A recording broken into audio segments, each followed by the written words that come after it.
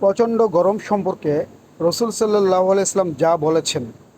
হজরত আবু হুরায়রা রাদিয়াল্লাহু তাআলা আনহু হতে বর্ণিত, রসুল সাল্লাল্লাহু আলাইহি সাল্লাম বলেন, জাহান্নাম তার রবের কাছে অভিযোগ করে বলে, হে রব, আমার এক অংশ অন্য অংশকে খেয়ে ফেলেছে।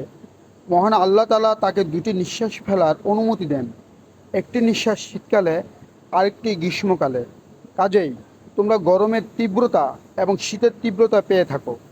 বুখারী ৩,২৬০ নং হাদিস। তো আজকে আমরা গরমের যে তীব্রতা অনুভব করছি তা মূলত জাহান্নামের একটি নিঃশ্বাস। আসুন আমরা তীব্র গরম থেকে পানার জন্য মহান রব্বুল আলমিনের নিকট প্রার্থনা করি। প্রচণ্ড গরম সম্পর্কে রসুল সাল্লাল্লাহু আলাইহি সাল্লাম যা বলেছেন।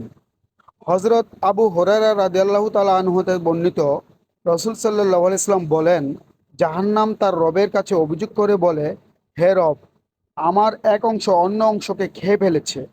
মহান আল্লাহ তাআলা তাকে দুটি নিঃশ্বাস ফেলার অনুমতি দেন, একটি নিঃশ্বাস শীতকালে, আরেকটি গ্রীষ্মকালে। কাজেই তোমরা গরমের তীব্রতা এবং শীতের তীব্রতা পেয়ে থাকো। বুখারী ৩,২৬০ নং হাদিস। তো আজকে আমরা গরমের যে তীব্রতা অনুভব করছি তা মূলত জাহান্নামের একটি নিঃশ্বাস।